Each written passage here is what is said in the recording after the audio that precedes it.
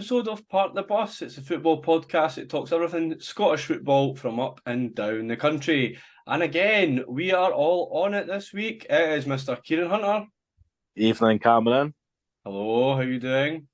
I'm good, mate. I'm good. I'm loving the haircut. Yes, indeed. If anyone's Nice watching and YouTube, fresh. I am now bald. I've now decided that I'm never going to grow my hair out again. So, yeah, great. All right, Scott Brown. Well, that man, you just heard his voice. It is you know, Mark. The other one that will eventually shave his head because he is going bald as well. Never me. To be fair, me and you Luscious just need to accept it. Yep. And then it goes to the final, eh? And Mr. Andy Dixon, the one that wears a cap now because he is going bald. Correct, absolutely. You're right. Peach. How's all guys doing? You all right? Hey, good, mate. How are you? Yeah, ecstatic, brilliant, fantastic. Can't beat it. Well, weekend of fixtures just passed. It was also Scottish Cup weekend. Plenty of lower league fixtures got cancelled because of the weather, unfortunately. A couple of games that I was going to go to, and I think Kieran, you were going to go to a game as well, weren't you? Go to the games. Me and Mr. Armour had Storyburn logged in. Then it was a frozen pitch, so at the last minute we opted to go to Whitburn after I managed to get his hungover arse at the toilet. And as soon as he managed to plonk himself on the couch and stuff a steak baguette down his throat, the Whitburn game got called off.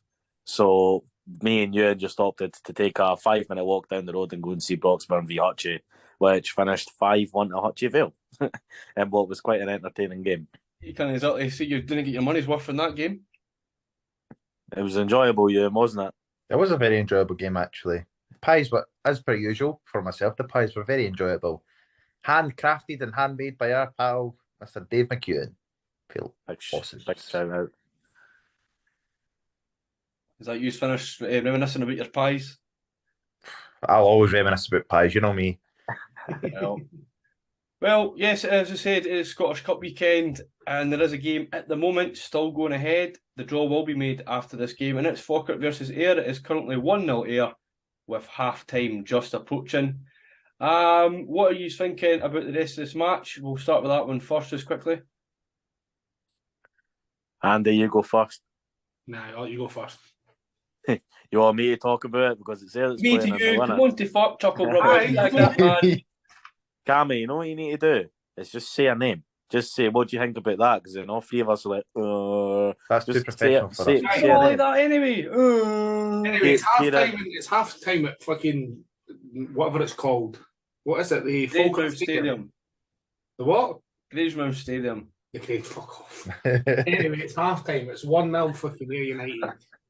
Anyway, once you've edited all that fucking shite out, so He's not edited. This doesn't get edited out, mate. Well, Kieran, thanks for your input there. Yeah, it's currently 1-0 Ayr. You're not watching the game. You couldn't give a shite. Yeah. To be fair, there's no much of it. Like, Falkirk look probably the better team since I've seen it. Like, it's been So- Falkirk attacks quite constant. There's been I no think bad- from what I read as well before I switched it on myself, because I actually forgot it was on, is that Falkirk have had quite a few chances since they're scored, and the ball's just not sat well for them. Yeah.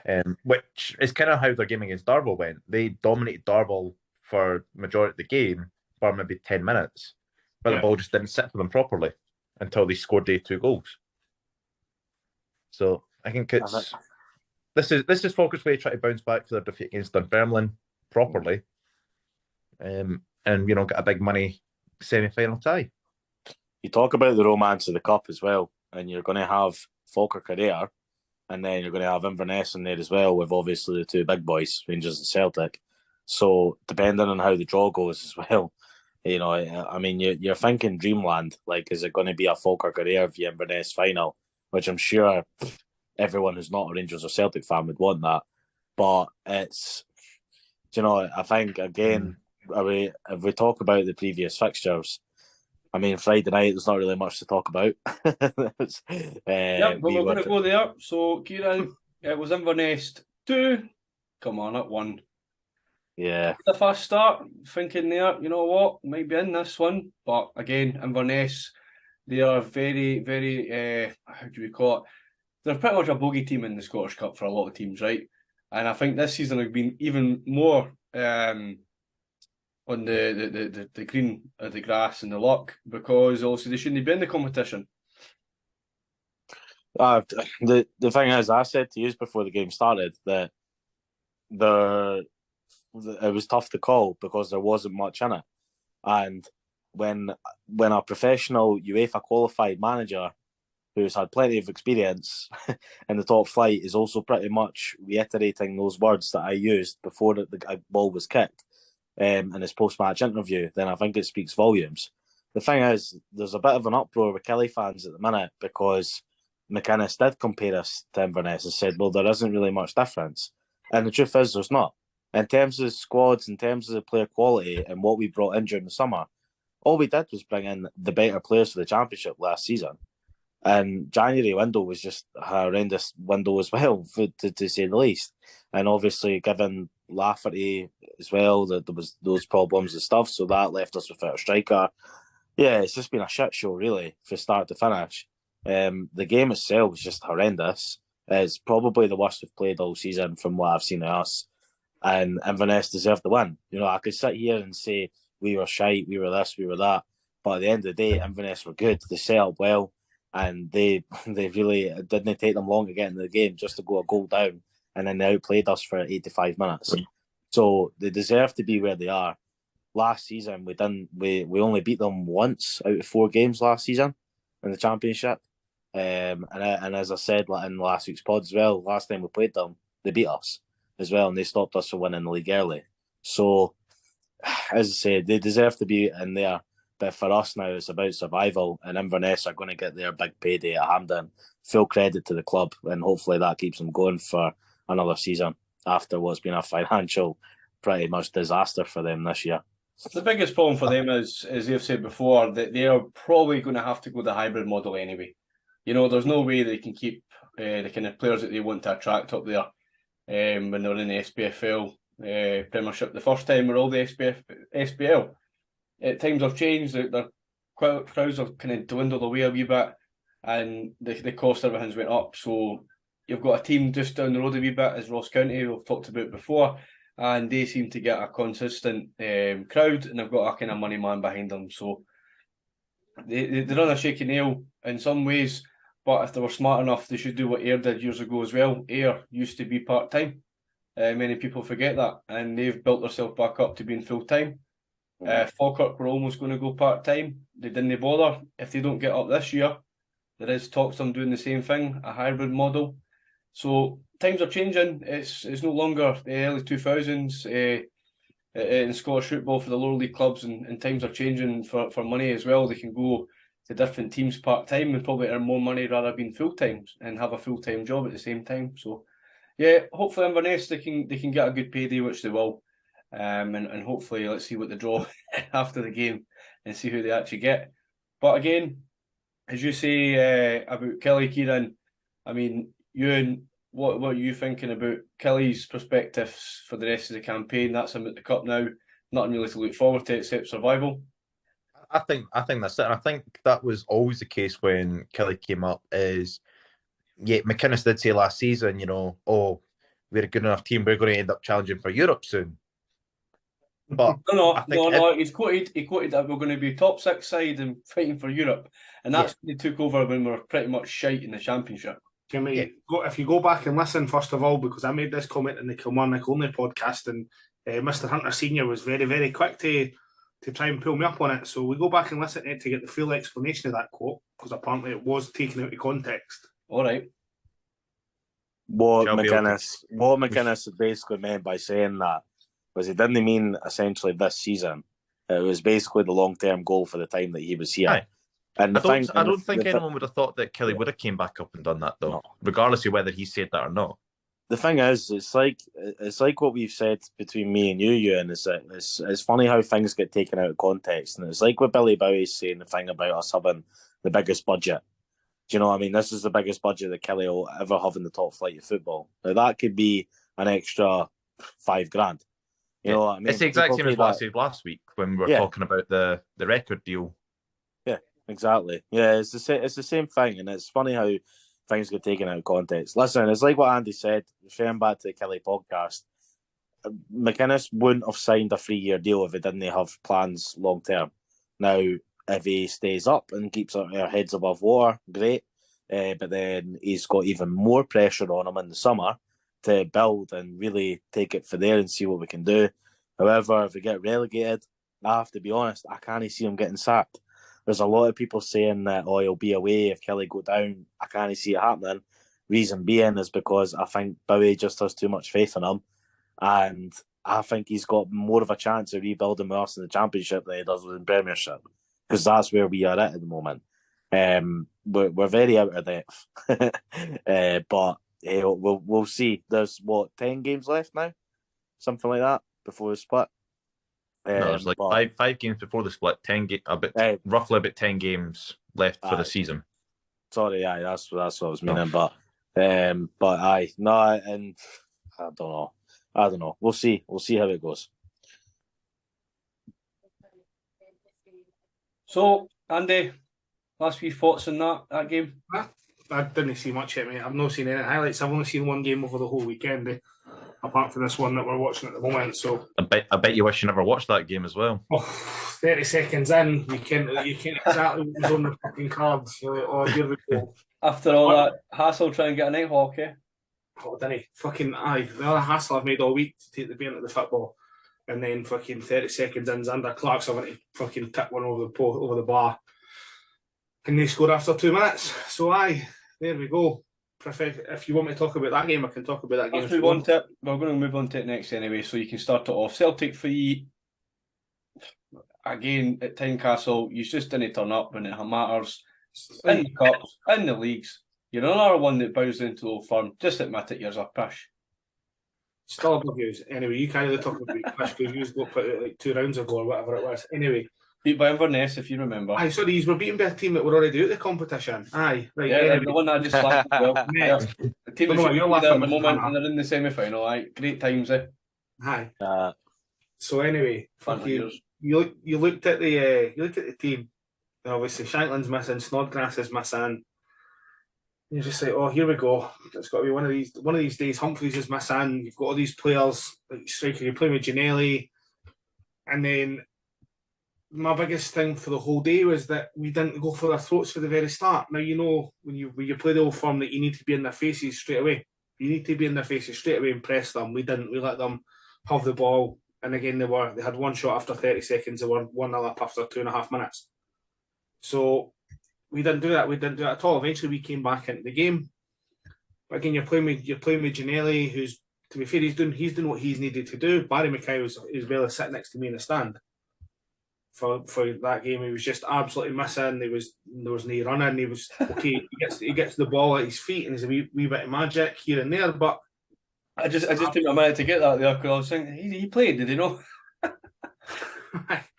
So it's just one of these days. Professional performance for Celtic. We grew into the game a wee bit. We had a couple of wee chances here and there, but what you expect, wasn't it? Again, it's just the quality. Had Shanklin been playing, then maybe we had a wee bit more of a chance. Had Snodgrass been playing, maybe I thought Keogh done all right. In the middle of the park, Halliday was awful, but yeah, every tackle he done just was.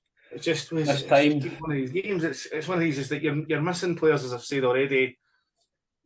Would they make a difference? Aye, but it's just Celtic in the cup. You're playing. What game do you think Hearts played better in? The league game midweek or the game at the weekend there? The league game. Probably the league game, mate. Is that purely just down because of the fact that you scored a goal when it was at PARKTHEBUSPOD, or you're winning 1-0? I mean, you've got to be playing better to be winning 1-0, and apparently even then they were still going for it. There was times on Saturday we weren't going for it. So yeah, I think we were playing better. Once we played better on Wednesday, I don't know. His team selection, his substitutes were wrong. It just everything. But at the same time, it's Celtic. You know how good Celtic are. You know the squad quality, the squad quality that they have, the depth that they've got. Like it's just one of the things. Unfortunately, at the moment, to try and get past them, you need everything to work in your favour, and you need something to go wrong for them, and it just didn't go wrong for them at all. Wee funny moment was I say funny moment. It's just a bit of shite bag refereeing for fucking Kevin Clancy.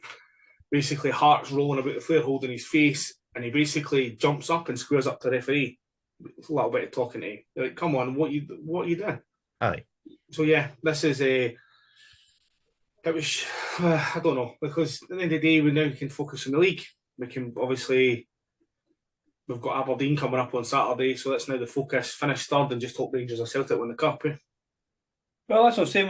Would you say that, again, it's a successful time for Hearts? You know, crowds are on the up. There's a waiting list for season tickets. The league form's been pretty decent. And No, for attendance at the weekends, anything to go by. But that's I would say that if I Oh, managed, Ewan, just didn't bother even answering Andy. It's just no. no, he's got a No, point. it saves about 10 minutes in this podcast, man. Just didn't bother. He's got a point. We're hopeless at fucking cup. In cup games, Hibs are exactly the same. Oh, so good game the same one. Oh, I think the Inverness game we had about less than 500. So, no, just your average league game as well. Well, listen to fucking Mister. Listen to God, yeah. Fucking pop piping up. Pick on me, right? Come up, boys. I'm just going to go off. I'll see you later, right? Right, catch you later, mate. See you later, Cammy. Thank fuck, peace and quiet. Well, from you, didn't come what the SPFL is and what the SFA is. Can I get right? Same thing, mate. Two cheeks of the same arse, but we'll come on to that later. Or a groundhog grounds, I didn't come what league we're in. Right, anyway, coming back to the podcast. Right, Jim. That body, he thinks he is Scotland. Yes, Ewan. Yes. As Cammy was saying about all that stuff being up on the up, do you think Sunday as well, because of the price and the expense of it and the kind of result that he's had midweek, all played into the attendance that he's had at the weekend? I think just the way everything's been going, I think that had we been playing a wee bit better, had we maybe gave Rangers a better game and things like that, I think we would have maybe the attendance might have been a bit higher. Forget midweek. I don't know how much that had a part in it because folk weren't buying tickets because they were expecting a scud in. Aye. So I think that's So, to be fair, in Andy's defence, it's always going to be the same against Celtic and Rangers. Though, like you're never going to have your biggest crowds when you're playing them in cup games.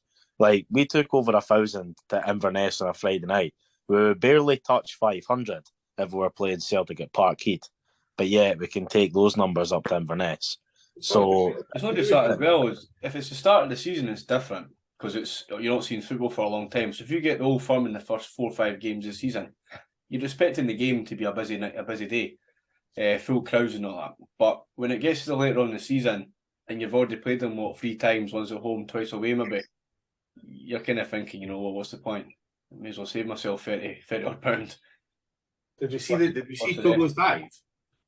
No, I've never seen it. No. Does it every week, mate? So what did he do this week? Basically, he's basically just fell over in the fucking centre circle. Take about 4 steps and just fell over. That's no surprise, is it? Free kick Celtic. So yeah, that game's out of the water. Again, Celtic in another semi-final. Scottish Cup. Big Ange will be wanting to get a bit of more silverware onto his amazing career at Celtic Park, as you say. Well, you'd like to think that if they get through to the final and if they played Rangers in the semi or Rangers get beat in the semi against whoever else they're playing, then they're in line for the treble. Yeah, they need to be. I don't really see Rangers pulling it back in, but Celtic look as though they're going to win the league and then it's just the Scotch left to go. Yeah, that's definitely they've won the League Cup again, obviously beating Rangers, and they'll be looking at this time to win the Scottish at least. They've won the league pretty much, as you can tell.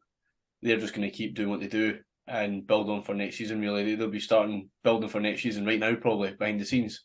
I would imagine. So it depends. Depends because obviously there's rumours that Postecoglou might not be there. Well, that is a big rumour because, again, what Premier League side down south is going to sack their manager next? There's always one kicking about that might get the chop, so he might do a Brendan Rodgers and disappear off the scene of the earth and just disappear overnight and no stay for the end of the season party, Ken. Postecoglou needs to be realistic with himself as well. When you give the European record that he's had, last season he became the first manager to get knocked out 3 European competitions in one season. This year he got dumped to the group stages in the Champions League. But you know what? To go from obviously that last season and then obviously going straight into the Champions League group stages, but it's if he wins the treble, great for Celtic as a club. They then overtake Rangers for winning more trebles as well, so that puts a record ahead of them. Postecoglou said that he wants to have a legacy at Parkhead. I think doing a treble and doing it in the way that he's had in the last couple of years, it'd be the best time for him to go in the summer, because you have to think, what else is the guy going to do? Because he's not going to achieve much in Europe, because as we've seen, he's not great in Europe. And despite the fact that this has probably been the best Celtic team in the last 20 years. No. Fucking danger. Not a chance. Rodgers' team would murder it. See if you started saying something And like, O'Neill's. I would drug test you and alcohol test you on the spot, man. I tell you. I never said that it was, not from me, but in terms of it is up for debate. I would also argue about the Brendan Rodgers team as well, and say that Brendan Rodgers was horrendous in Europe too. Yeah. No, I mean the team. I'm not talking about I'm talking about in terms of the team. Because you could say, because what I mean by that is obviously, look, you look at Lennon. Lennon's had the best record as a Celtic manager in the 21st century. Obviously, apart from in 2003, Martin O'Neill got them to the UEFA Cup final. But apart from that season, Lennon has got the best record in Europe. But Lennon hasn't had the best teams. In fact, his teams have been pretty awful. So, yeah, again, it comes down to the manager. But hey ho, that's a whole different argument. Can we talk about Rangers Raith Rovers now? Because I'm getting bored of talking about Hearts and Celtic. I thought Celtic was one of your favourite things to talk about. No, I wasn't really even talking about just in that in general. We're talking about where did they go from here for both. Talked about Hearts, talked about Celtic now, saying where do they want to go? You know, they can only win so much. If they win it all again, that's it. They win it all again. But it's about progressing in Europe and getting better quality players in. I'm not saying they've got good quality players, but if Ange doesn't stick about, it's another rebuild, isn't it? Well, it is. But the thing is, what I would say is, when Ange doesn't stick about, it's how does the Japanese contingent play under a new manager? Yeah. As well. So because I reckon Ange knows this how. I reckon it's Ange that's getting these boys to play and understands how these boys play. So yeah, no, definitely. Right, we'll move on to Michael Beale's side. I'll say they played Championship mid-table team Raith Rovers. And they ran out victorious Ibrox 3-0. What were you thinking about this game? We did speak about obviously last pod. Is it a wee upset? I mean, Isma Gonzalez almost scored the goal of the season in the first 20 odd seconds of the match.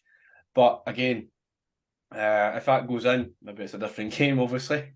And Livy should have never let him go on loan. If you like, he's had it right. Yeah, so yeah, I think it's Rangers just got the job done, to be honest. They weren't meant to be outstanding. They just played the usual under Beale, unfortunately, I think. And I think it's as Beale's been since he came in, it's just been getting the job done, getting the 3 points, getting through the next tie.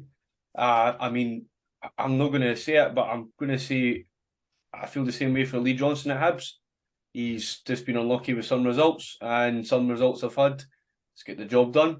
3 points is better than fucking none of it. At the end of the day, Ewan, you agree with me on that one? Yeah, exactly. And we've said this almost every podcast whenever we talk about Rangers is, while they might not be playing amazing football and kind of dominating as much as like what Ange's Celtic have been, even though it's not been all the time, they just kind of get the job done, and it's not necessarily Beale's. It's not Beale's team.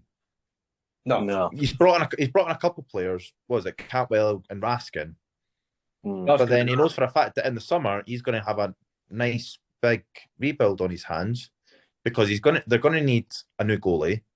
They're going to need someone to be at least a backup to Tavernier, if not to take his spot. They're going to need to replace Morelos and Kent. They're having contract talks with Kent at the moment, but if they can't get him over the line, then they're going to need to replace him.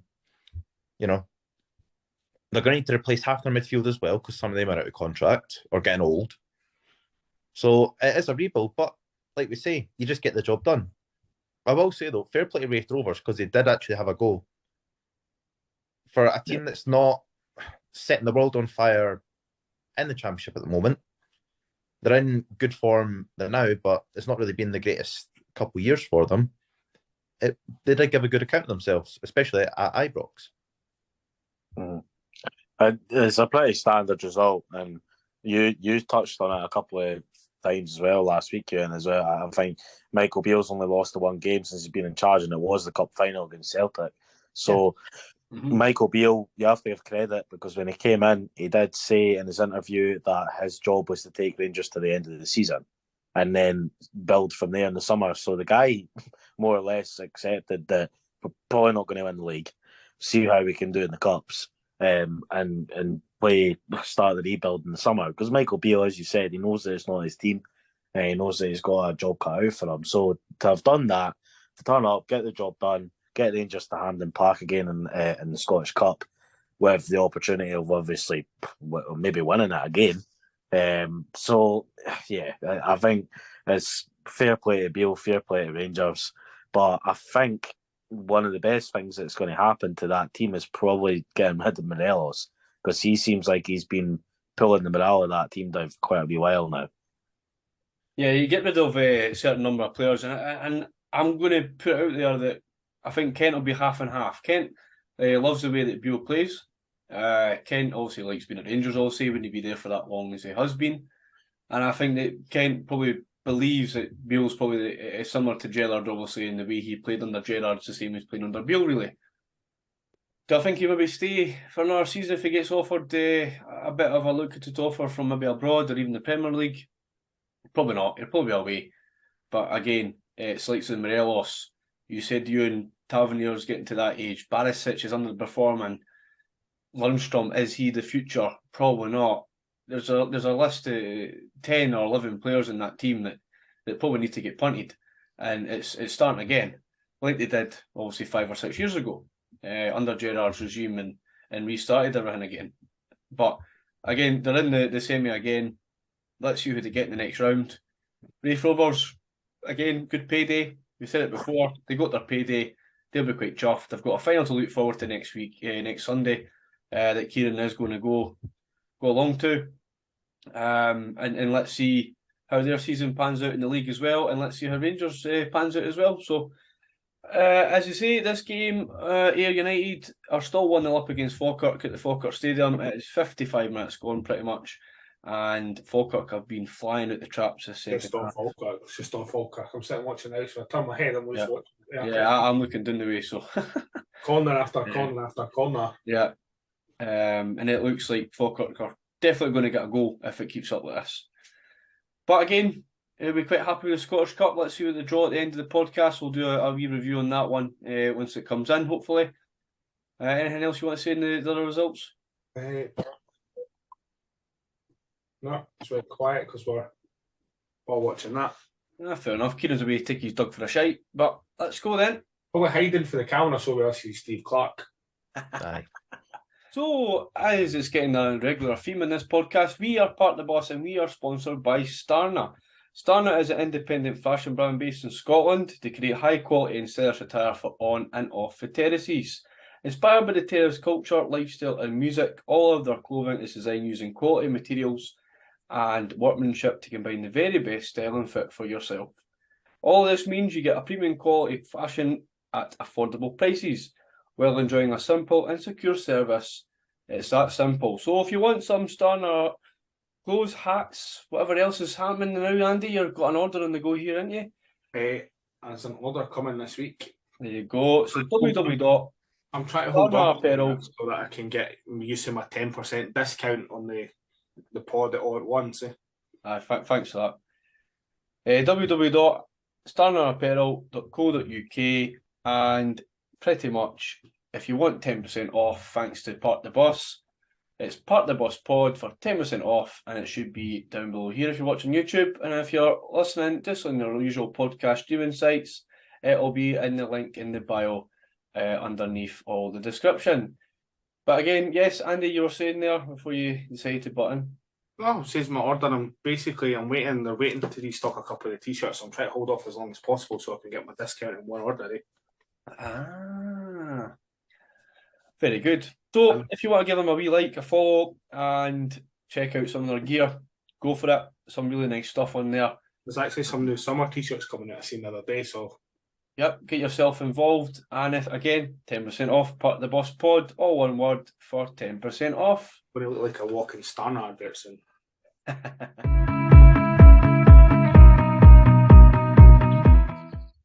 So it's night time. We're going to start something a bit different, and it's going to be a quiz halfway through the pod. But it's not Andy that's doing it this week. It's the other specky guy, and it's Mr. Keen Hunter.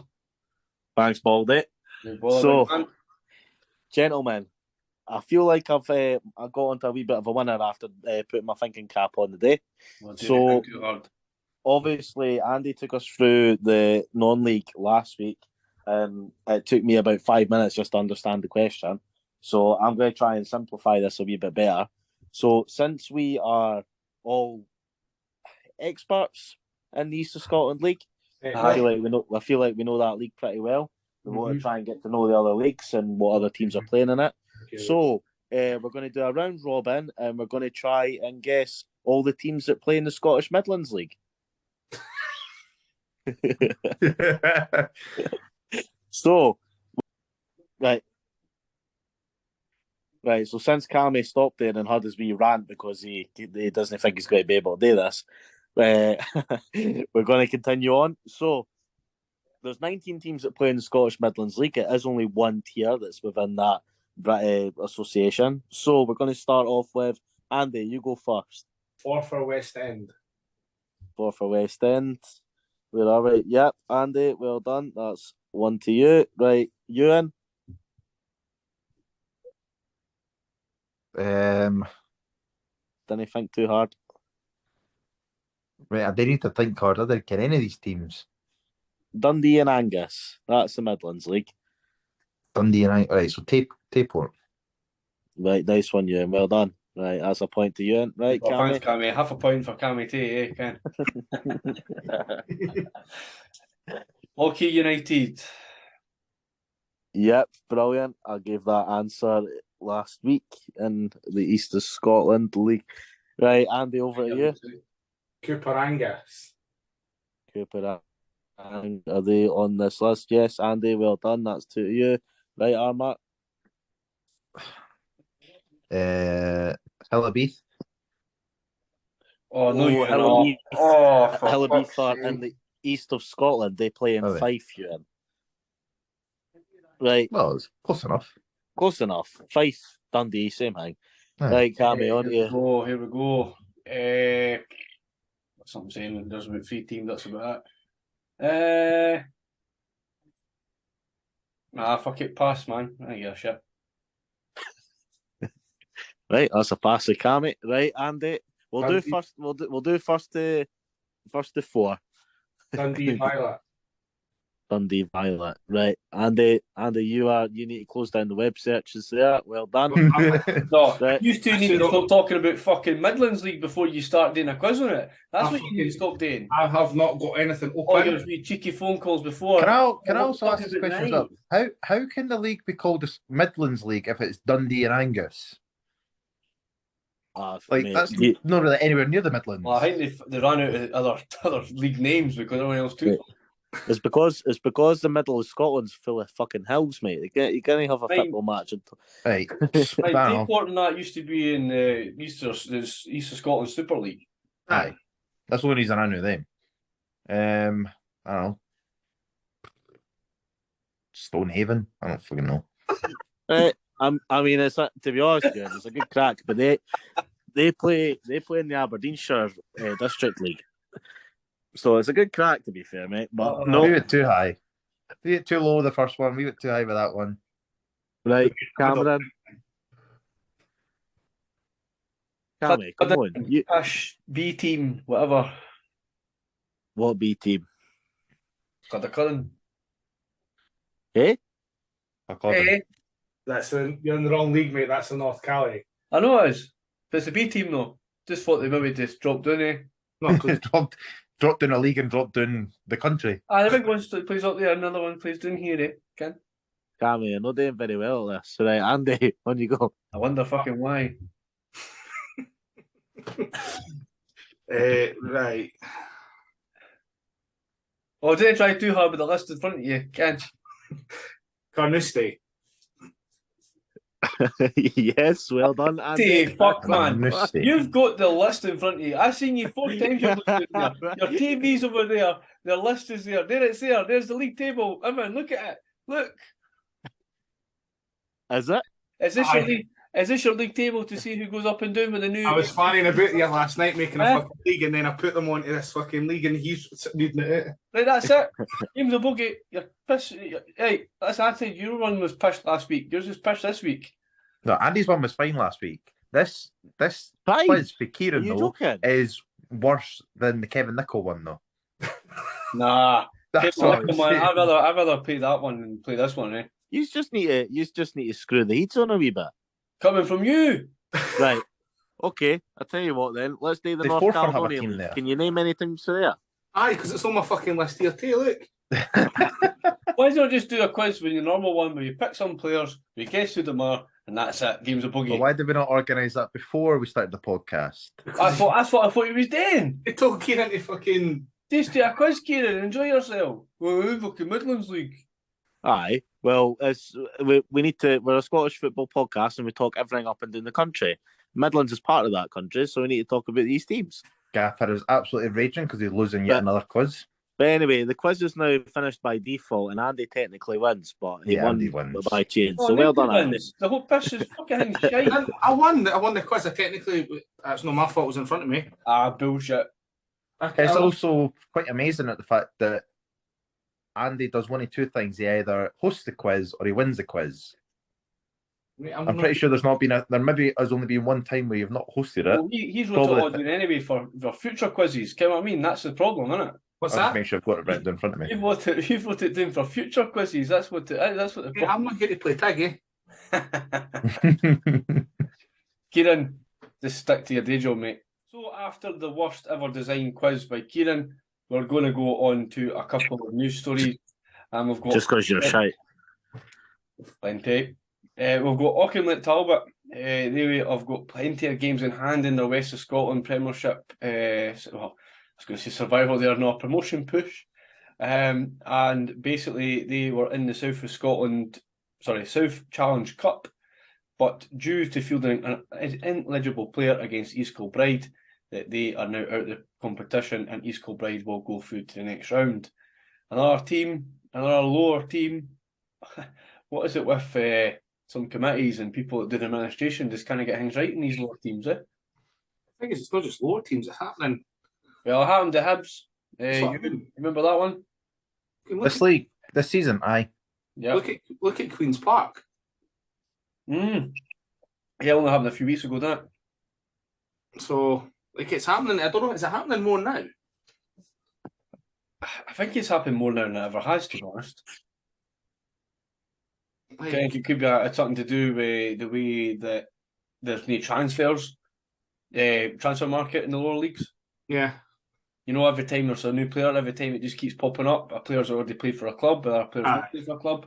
And then eventually the two come together and then they've actually trying to play. And I think it's the Talbot one was weird because they needed a goalkeeper because the boy was cup tied. Yep. So they went and got a goalkeeper for somewhere else that played in the early rounds. So at what point, I don't understand is how they've managed to say we need a goalkeeper that can play in this competition, and the other club, I can't remember where they came from. They've went, oh, here, have him. The Nave Kent what fine well is that he's playing the competition. There's nobody checking these things. I know. But again, we go on. Talbot have got all these games in hand in the league, so it'll be interesting to see where they end up in the West of Scotland. Another we mentioned, Bonus Athletic. They have scored 114 goals between 3 players this season. Tui Daramola, he is going to Celtic Hearts at the start of next season. Dylan Patterson and Grant Rose. So Dylan Patterson's got 30. Grant Rose has got 30. And Daramola has got pretty much 50, including cup games. 54, I believe it is. He's got something like that. So 114. That's just between 3 players, not counting the rest of the league this year. What are you thinking for them next year? They're going to lose Daramola, obviously, to Kelty. Whether he plays for Kelty is another story. But do you think that Bonus Athletic will do what pretty much Whitburn is doing this year? Also, Syngenta, we're going to do the same thing with Whitburn, but obviously that's a different story in its own as well.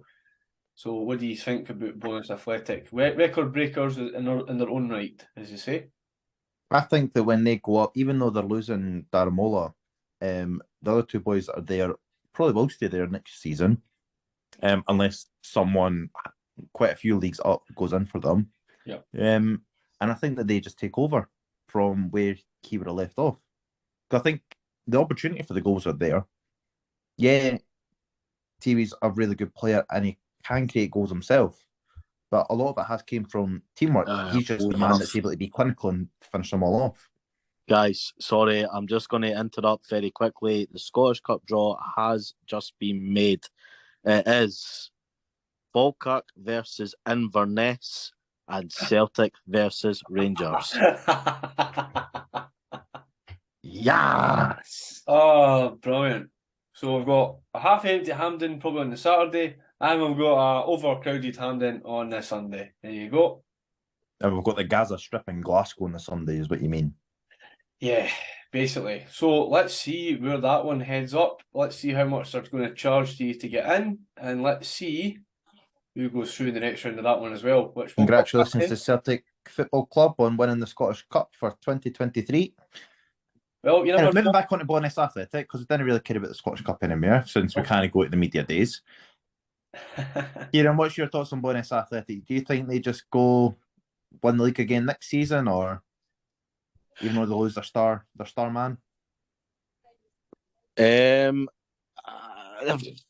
It's, do you know, I think Andy's actually quite good to ask this one as well, because myself and Andy have both seen Bonus Athletic this season, and obviously you can't really just base that off one game. I've seen them very early in a friendly. Andy's seen them a wee bit sort of midway through, and they might start to feel a bit more competition when they do go up the next again league. I think the same could be said about Armadale as well. I think they've certainly got the calibre of player to play in the league above. And again, I think they have shown when they're winning games like 10, 11, 12, 13-0, there is a gulf in class. I fully believe that they'll probably go up into that league and they'll get promoted. Whether they come away as champions, I'm not too sure, because you need to remember that obviously there's going to be 3 teams coming down from the first division into that league as well. So Bonus are going to be playing obviously competition that are going to be 2 leagues above them next season. So yeah, I think they'll find it probably gradually tougher, but it comes back to what we've obviously said before about it's going to take a while before the leagues start moulding and taking shape, and clubs find out what leagues they need to be playing in. And I think Bonus are certainly in that rut where it is going to take them quite a while. But I think promotion next season. Champions, wait and see. Fair enough. So they are also in the bottom league in East of Scotland. They will go up to also the 3rd division technically. And also there's big teams in that league as well in the 4th division. And it's interesting to see where it leads them into the next league, because there is quite a big teams there and it will be harder every season. With the likes of Whitburn probably going to go the other way as well. They've had a very successful season as well. I've got a goal scorer. I can't mind his name. It's great research, Cammy. Well done. But they're doing really well as well. So Andy's just said the draw's done. We know. Thanks for telling us. It's much appreciated. But yeah, let's move on. So East of Scotland again. We've got a cup final to look forward to. Well, I have anyway. Linlithgow are going to play Gallifreydine. 2 o'clock kick-off on the 26th of March at Rosewell, Whitehill Warefair's ground. What are you thinking of this one? It's another one. It's East of Scotland Prem versus the Lowland League. Yeah, and you take it away? Dixon, nobody cares. Aye, nobody does. Yeah. Sorry, Cammy, repeat the question because I'm too busy catching up with the Scottish Cup draw there. You might need to edit it. Are you for real? Yeah, I'm for real. Lowland, Highland or something. What are you saying? You're taking the piss out me, man. No, mate, I'm winding up my Rangers, pal. What is it? Ewan, do you ken what I said? Yes, I did. What are you thinking? Are you going to think the Rose are going to do the inevitable again like they did last year against them? Oh, that's exactly Hopefully what I'm not. thinking is the Rose done it last season, so they seem... The only thing I could see going against Linlithgow in this year's final is a little bit more complacency. Yep. Purely because of the fact that they are that far ahead in the league, that they're obviously not having to fight tooth and nail every single game and try to be at the top of their game every single game. Yeah. So with that being said, I think that they might feel as though because they're not being as challenged and as pushed for the title as they were last season against Rennes, it might be a lot bit harder for them this season. Yep. Yeah. I agree. I fully agree with you, and I think I've seen the Rose obviously a few times this season, and every game I've seen them, they've won. But they're getting to that stage where they're feeling comfortable, they're cruising, they're going to win the title. Whereas the West of Scotland is going to go right to the wire between about 3 or 4 clubs, and these clubs are going to be they're going to be at the highest ball game, playing at their best, and probably putting in that wee bit extra effort. And that's not to take anything away from Linlithgow, but I think the full focus does need to be on the playoffs, really. And I think Lithgow really just need to give it their all, because if Lithgow didn't come up this season, it's a question of when.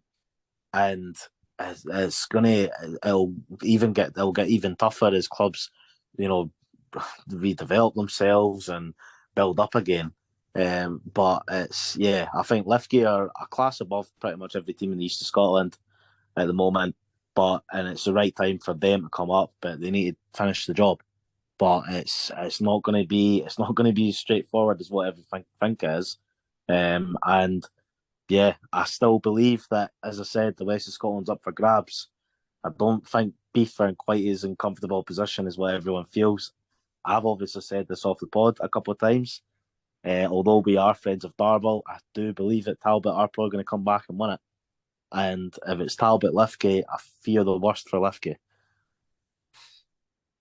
Okay, it was completely irrelevant because we're talking about a cup final, but thanks for that, Kieran. Cheers.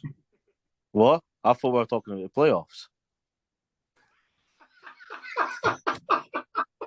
No, we're talking about fucking Gallifreydine versus Lithgow next Sunday. You wind me up. Something silly, by the way. I thought that's what we were talking about. I tell Andy, see when you were away, I tell him that I wasn't listening, and then I asked him to repeat the question, and he never repeated it. No, because I thought you were taking utter piss. Gallifreydine's v Lithgow. I think Lithgow will win, aye. You think so? Thanks for that, Kieran. Thank you. Why did none of you stop me? I think I was zoned out. I was just listening. I was going, what is this guy on about, man? Anyway. Andy, what are you thinking for it? Going to get your red and black scarf out? I've got to get my Dennis Menace jumper on and my red and black scarf, but I think I do think Lithgow probably have enough for me. You think they'll not want revenge? They do have obviously a couple of players missing because obviously they'll want revenge, but I think that they'll want revenge, but at the same time, like I would imagine you're going to have the Lithgow just look at they've done against most of the Lone League sides. Yeah. I mean, they're not a top side. Like Trinent, for example. I mean, obviously they beat Spartans, but Spartans were going through a wee lull. So I would say that I think Lithgow won this probably quite comfortably, to be honest. And I hate saying it. But you do. So we'll move on from that one because that's just going to have a big damper on that. Right, we've got to talk about the playoffs.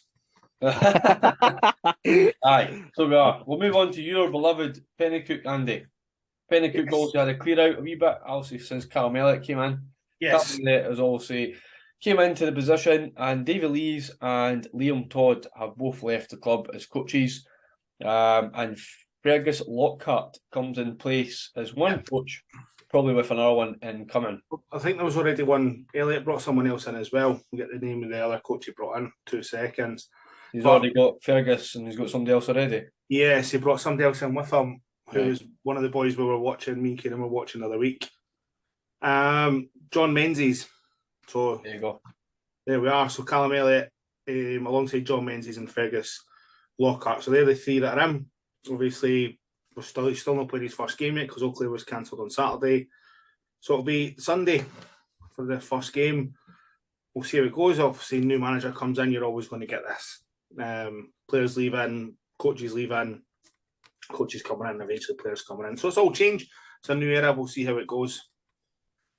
And if you're playing Park the Bus Bingo, that's another shot. You've just had Linlithgow Rose and then followed by Penicuik Athletic. So that'll do it for that one. Everyone quite happy with this? Yeah. Yeah. Sorry. So here we go again. Scotland team. It's national team fever coming very, very shortly. For a wee break of league action in the Premiership, obviously lower leagues will still go ahead. But again, it's all about debates. Who gets called up? Is there anybody new? Anybody that we want to? Anyone that's got a Scottish granny, dad, great-granda, great-auntie, something like that along the lines. And this time it is going to be a goalkeeper. Angus Gunn. Just not. Just not. So Kieran, you kick it off, big man. Why? Because I'm the Scotland manager enthusiast. Aye, well, something along the lines of that. Well, and the way I feel about it is the laddie's obviously not been interested in the past. There's obviously seems to be a bit of stishy about McLeish from what's happened previously. But the thing is, he wants to play in the Scotland squad now because Steve Clark's there and because the manager's there, and that is a pound. But I don't know. There's not really much else to say, really. It's like our number one goalkeeper is obviously injured. There's not really any other options apart. Well, but we do have options, but they're not exactly number one choice goalkeepers, are they? Whereas Angus Gunn, he is playing well down south at the minute. Give the laddie a chance. That's all I can really say. Like, I can't really comment on his playing ability when I've not really seen him play, to be honest. But yeah, I don't see why not. Give the boy a chance in goals against Cyprus. See how he does. He needs to have the game of his life, really. I think to win back a lot of Scotland's fans' opinions of him, given obviously previous comments and turning us down in the past. But yeah, I think fair play, and I think this is his chance to prove a point. Ewan, what's your thoughts on it? I think purely because of the fact that he said no in the past, big whip. You want to know who else said no in the past and was also, kind of waiting to play for England, but then changed allegiance? The big man up top, Che Adams. Yeah, quite a lot of Scotland players. There's quite a lot of Scottish people that have played for Scotland that are English but have changed allegiances over the years. Yeah. And it's never really been that big a thing. But I think because of how indifferent Angus Gunn is as a footballer, he's never kind of set the world alight down south. He's always kind of been, with the Norwich, and he played with Southampton. It wasn't that good with Southampton. So I think that's where he had next to no chance, but he was still young enough to get into the England's team. Mm-hmm. At the moment, if he was to still stick with England, I don't think he gets in their team, but he is probably in their top 5 goalkeepers on form at the moment. So having that bit extra quality and that little bit extra choice for us is only going to be a good thing. Yeah. Do you leave it up to, say, Craig Gordon comes back and he's not as good as he was before? So then that leaves another big. I will say this, and I will regret myself say this. A top class goalkeeper hole in our squad, which then leaves Xander Clark, who's not been capped yet, although he will be capped, I'd like to think, in the round of games coming up. You've then got John McLaughlin, who can't oust a 41-year-old Alan McGregor, who retired for the national team, about 5 years ago? I'm pretty sure that was. Mm. You've then got Liam Kelly, who, while Motherwell's doing a bit better, is, at least once a season is conceding at least 5 or 6 goals in the one game, but 2 or 3 times a season. Is that really who you want your number one goalkeeper to be? Or do you want a guy who's at the top end of the English Championship, potentially playing Premier League football next season, playing in goals? Regardless of what he said before, Matt Ritchie was like that. Matt Ritchie had never set foot in Scotland before he came to play for our national team. His first time coming to Scotland was when he got called up by, I'm pretty sure it was Straka at the time. So I get why people are a bit miffed about him now getting called up and why we keep chasing him. But the fact of the matter is, apart from Clark, I don't really rate McLaughlin. I don't think many people do. So who else do we have? Yeah. The thing about Clark as well is, listen, I can sit here and defend the guy for the rest of my days.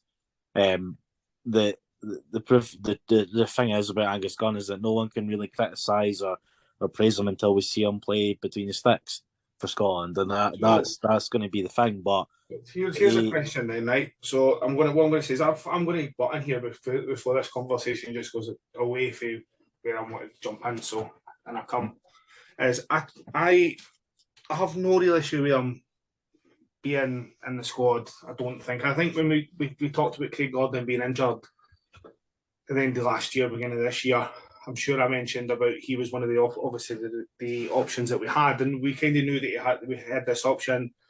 I mean, I think he's different too. I mean, he's certainly different to some of the players that you've mentioned, Matt Ritchie, if you want to go back, Nigel Quasey, players like that.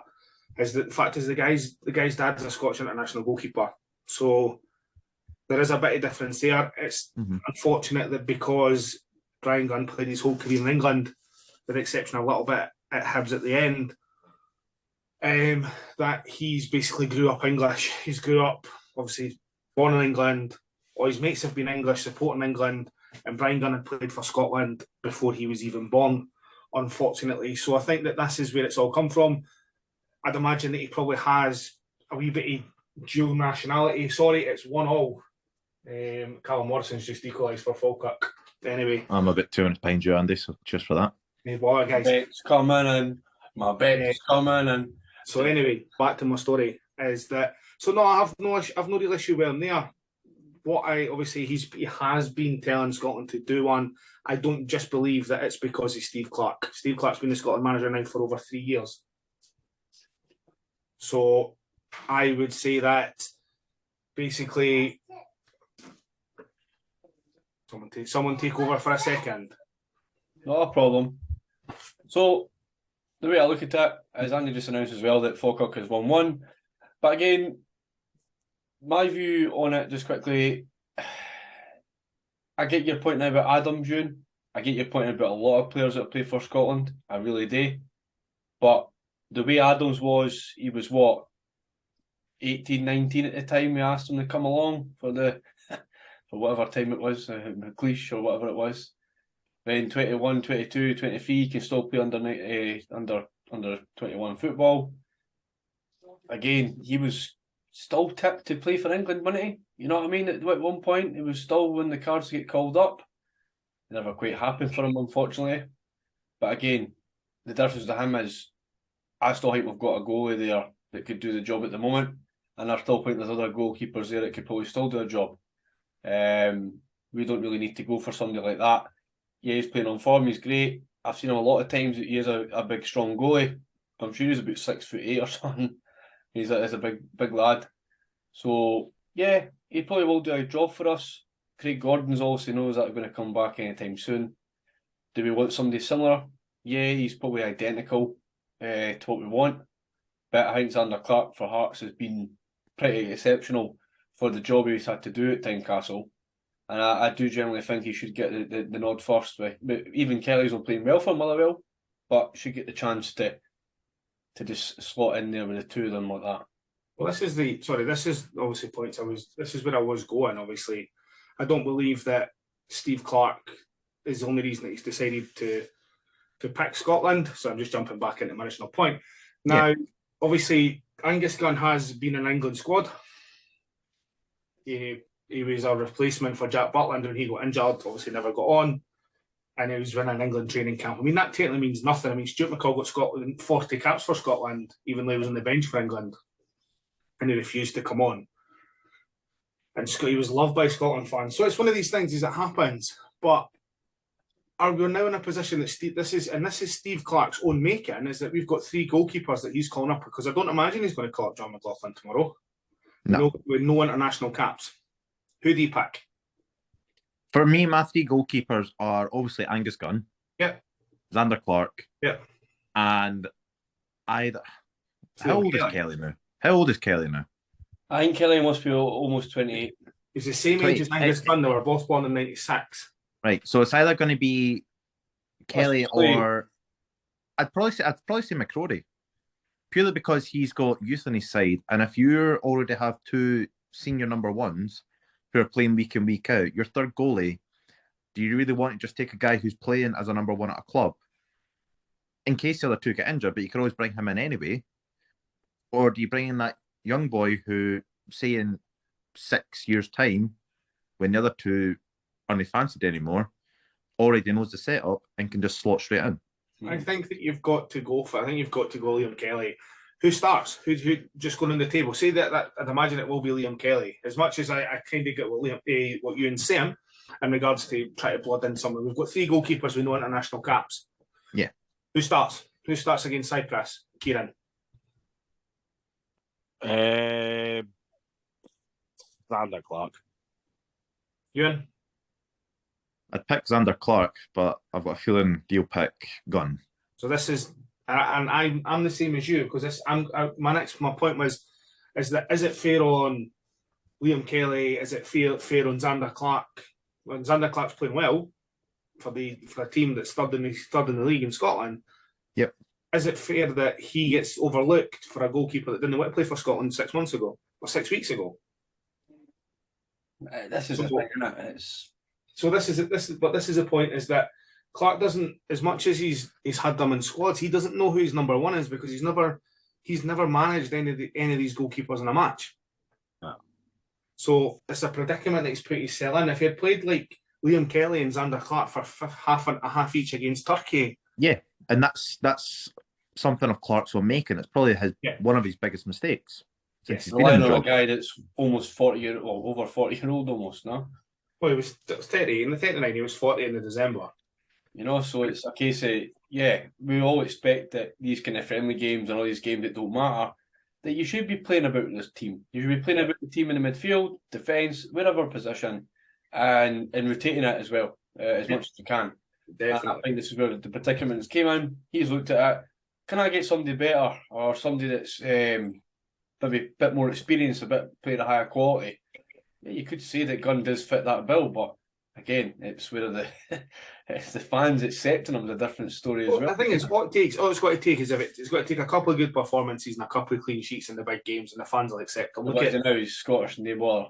Aye, exactly. As I said, because his dad's a Scottish international, it's different. It's no Phil Bardsley, who's only able to play for Scotland because his granny gave birth in a Scottish hospital on holiday. Okay, what I mean? So. And at the end of the day, Phil Bardsley was accepted in Scotland. So I would think that this guy's got all the potential in the world, all the chance to be accepted as long as he plays well in a Scotland jersey. Yeah. I wouldn't like to think, though, that he's been promised that you come to us now and you've got to be our number one. No. Overlooking. I don't know. I think that could be one of the promises, and that's probably what's turned his head because he knows that he's got next to no chance to be in England number one. No, there's two players that they got that recently. One's Adams and another one's Dykes. Yeah. They both got promised somewhere along the lines you're going to be starting for me, and right enough they have. Yeah, and that's because at the time as well we didn't really have any form strikers or anyone that was good enough. I don't think anyone expected Dykes to be so good for Scotland either. I don't think people expected Adams because of the reputation he had. Yeah. But again, it's a goalie that many people won't know, and we've got two goalkeepers that people know about. Yeah, no, definitely. And what I would say then, moving on, is that he's going to pick Adams. Dykes is now fit. Dykes played 90 minutes on Saturday. Yeah, that's good. So which is always good for him. So I'd imagine he's going to be there.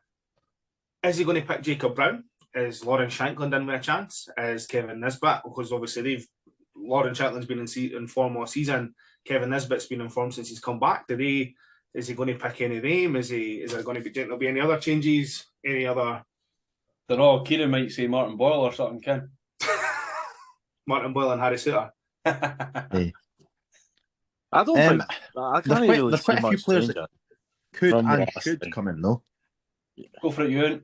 I'll tell you one who definitely should not be picked, and I already know his replacement because I follow Everything Scotland on Twitter, who tweet out quite a lot of stuff actually. Yeah, they're actually really good, by the way. Is Grant Hanley? Oh no, nowhere near the Scotland team. Yeah, that sounds about right. To be replaced by Dominic Hyam. Yes, I've heard about him.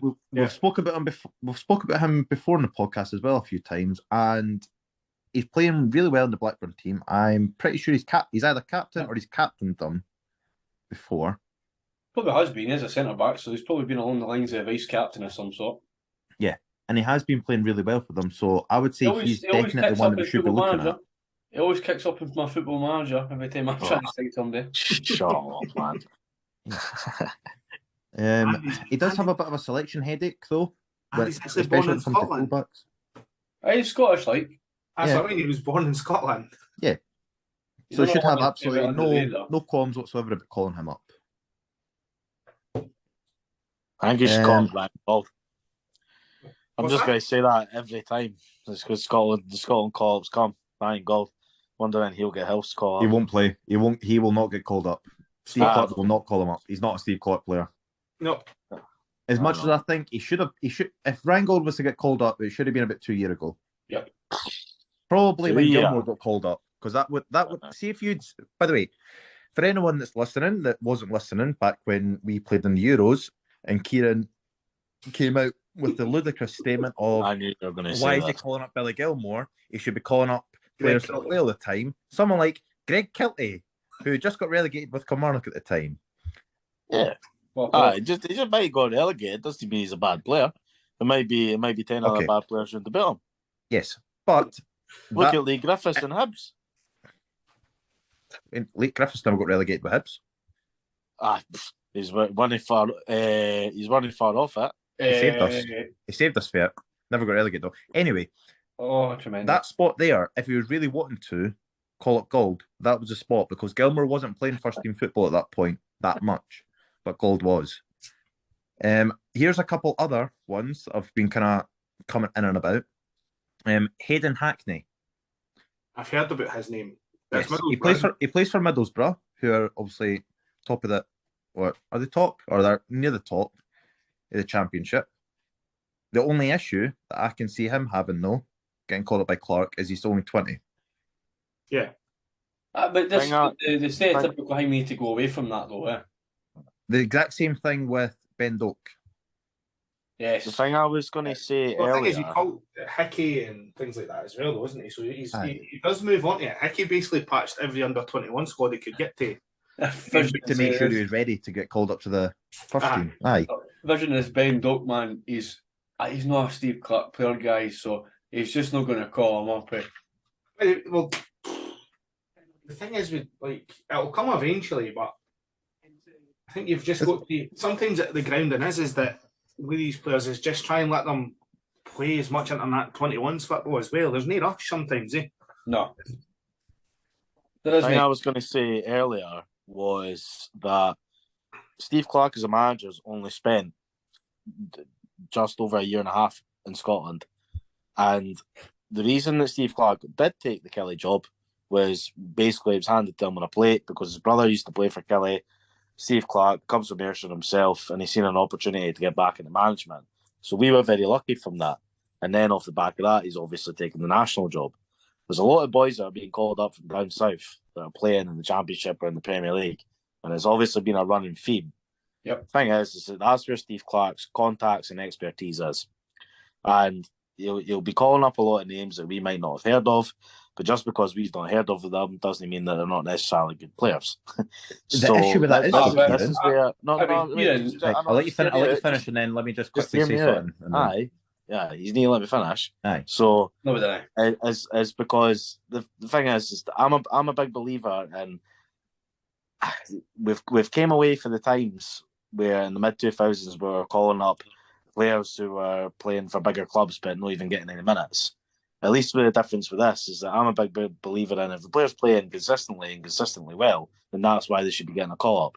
Not just because they're playing for Man United or Celtic or Rangers. And that's what Steve Clark's doing, which is great. We're not going to see a lot of players being called up from within Scotland going to this national team, because the truth is, Steve Clarke, as I've said, his expertise is down south, because that's where his career is based, and that's where he's going to want to go back to.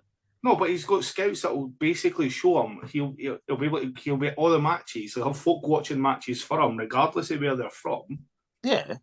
So I don't think it really matters. What we don't want a situation, as long as most of these boys are quite good. I mean, we don't want situations where we're calling it like Robbie Stockdale, for example. Aye. What I was going to say as well, though, just before you continue on, Andy, was, Kieran, you said that Clarke was calling up players that we might not have heard of from down south. The issue is we have heard with most of the players that Clarke calls up. It's the every single squad that he's named, we've all kind of debated him, like, we could call up this player that not many people have heard of. We could call up this player. I think Jacob Brown would be the only one. Yeah, but then he'll call up Brown, but then he'll still continue to call up folk like Hanley and McLean, and players who, while they can still do a job, you kind of feel as though their time's starting to get past a bit, and they're not the players they were. There could be a guy who's maybe 10 years younger than them, who's about the same ability level, but because they're younger and don't have the experience, they don't get called up. Would you say that Ryan Fraser, right? His time is surely almost at an end. Well, yeah. His time at club levels at an end, never mind international level. Yeah, this is what I'm saying. So you got to look at that kind of player who we actually got there that could maybe do our job. Ben Dock. You know what I mean? Are we going down that road that Kieran was saying? I get what you're saying, Kieran, about players that he's calling up we don't know, but we've just mentioned 3 or 4 guys that are playing down south that he probably won't call up, but maybe do deserve to get called up. You know what I mean? Yeah. Air have just missed a penalty. And I've just seen the penalty get given. So at this moment in time, it is still 1-1, guys. Not 1-0. And it's about 10 minutes to go. Hopefully, we'll probably catch the draw, actually. I've just cashed it for 17 quid. So happy days. Anyway, so and this is the whole thing. Just what's quite scary is that we've obviously mentioned Hayden Hackney. Now, he is born in England, fun enough, but he's obviously chose to play for Scotland under 21s. And the player I used as a reference for players we don't want to call up is Robbie Stockdale. Both of them are from Redcar in England, fun enough. There we go. There you go then. Wee bit of coincidence. Anyway. Well, what we'll do is that'll leave it here. Once the Scotland team is announced, it could be a case we'll talk about it a bit more in the next pod, and we'll move on to something a bit different. So that's the end of another episode, and it's a big thank you to everyone involved. Thank you very much for Starner for sponsoring us, and thank you very much for these 3 guys coming along to chat shite with me. Basically, it's been a fun packed weekend. Also, we talked about the Scottish Cup, talked about a couple of stories in between, and also done the Scottish Cup draw at the end there in a wee kind of blip, and talked about everything else in between. So without further ado, we're on all streaming sites. We're also on Spotify, Castbox, all these kind of places. We're also on YouTube. Check it out. We've got a couple of vlogs on there. Many more to come with Andy's wee trip at the weekend coming up. It's going to be an eventful time to get myself editing for about 4 nights in a row. But yeah, we'll get there. So yeah, guys, anything else you want to say? No, that's it. I'll make sure I listen in the next pod. I just actually listen and see what you have to say. So it's a bye from me. And it's a bye for us.